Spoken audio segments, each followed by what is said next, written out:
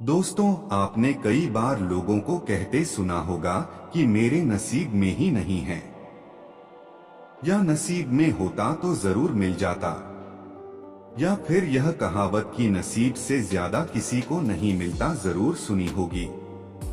आज मैं नसीब की बात इसलिए कर रहा हूँ क्योंकि आज की कहानी नसीब का लिखा एक रोचक कहानी इसी विषय पर आधारित है।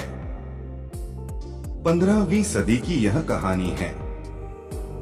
किसी एक गांव में बहुत ज्ञानी पंडित रहा करता था। पंडित आजू बाजू के सारे ही गांवों में बहुत प्रख्यात था और इसी वजह से धनवान भी। पंडित का परिवार ज्यादा बड़ा नहीं था। पंडित अपनी पत्नी के साथ अपने बहुत बड़े घर में अकेला रहता था क्योंकि पंडित को कोई बेटा था नहीं और एक बेटी थी जिसका विवाह पास के गांव वाले एक श्रीमंत लड़के से हो चुका था। पंडित ने शादी से पहले अपने होने वाले दामाद की अच्छे से जांच पड़ताल की थी और अपनी बेटी का भविष्य भी ठीक से पढ़ा था, तब जाकर उसने बेटी की शादी की थी। लेकिन चंद सालों में ही पंडित का दामाद बुरी आदतों के चंगुल में फंस गया। जुआ और शराब की बुरी लत ने उन्हें सड़क पर लाकर रख दिया था।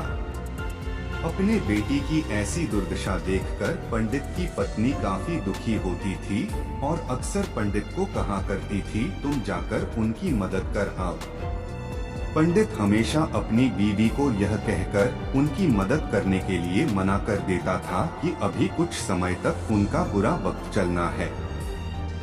हम चाहे कितनी ही कोशिश कर ले, जो उनके नसीब में नहीं है वह उन्हें नहीं मिल पाएगा।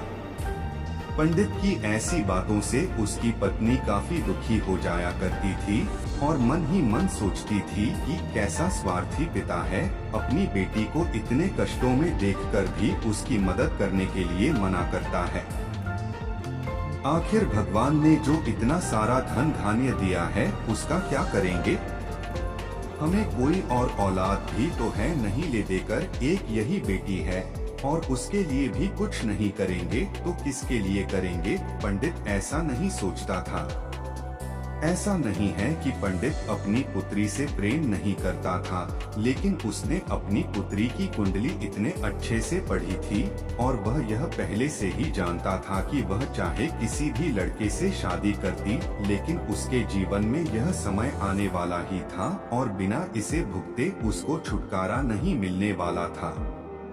एक दिन खाने पीने के लिए भी मुहताज हो चुके पंडित के बेटी और दामाद उसके घर पर आए।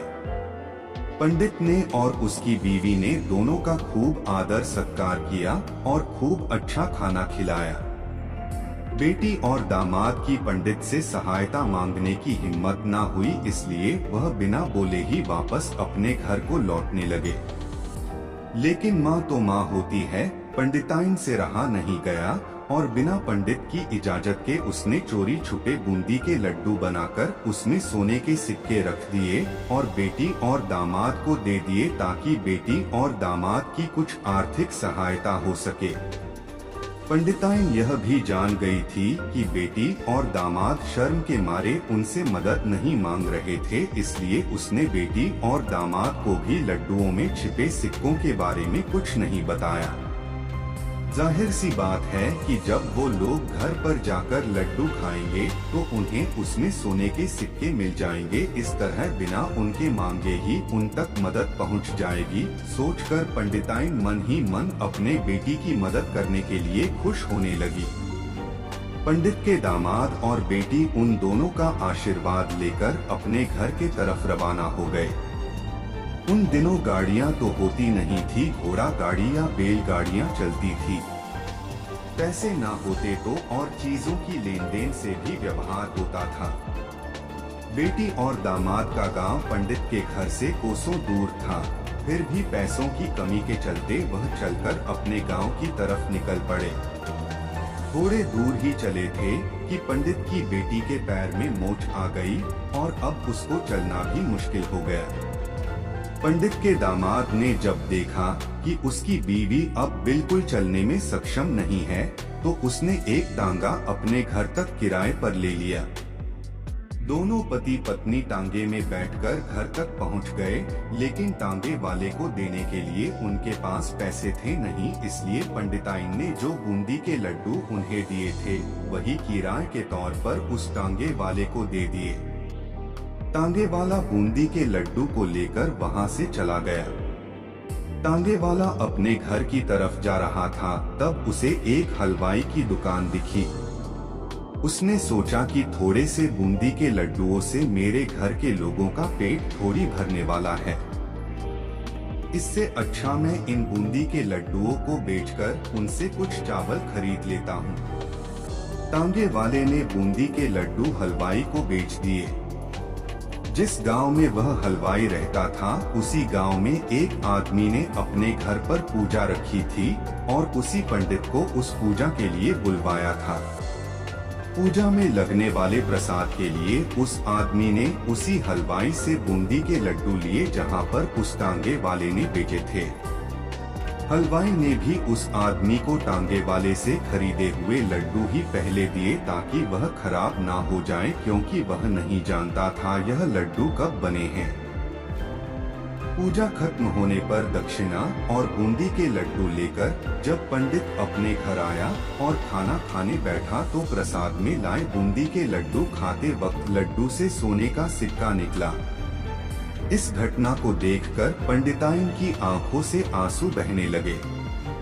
पंडित ने जब पंडिताइन से उसके रोने का कारण पूछा तो पंडिताइन ने पंडित को सब कुछ बताया और पंडित से उनकी बातों पर भरोसा न करने के लिए माफी मांगी। पंडित ने पंडिताइन के आंसू पोंछे और कहा कि तुम्हारी तरह मैं भी हमारी बेटी को बहुत प्रेम करता हूँ, लेकिन अगर हम उसकी अब मदद करते हैं तो दामाद हमसे हमेशा ऐसे ही मदद की अपेक्षा रखेगा और अपनी बुरी आदतों को कभी नहीं छोड़ेगा। पंडिताइन भी अब पंडित की बातों से सहमत हो गई।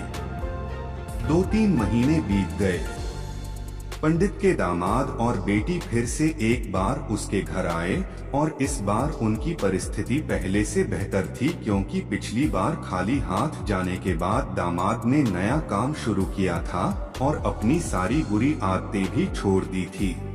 दोस्तों, नसीब का लिखा नहीं बदलता। यह कहानी आपको कैसी लगी? क्या आप भी नसीब पर भरोसा रखते हैं या फिर आप उन लोगों में से हैं जो अपना नसीब खुद अपने हाथों से लिखना चाहते हैं?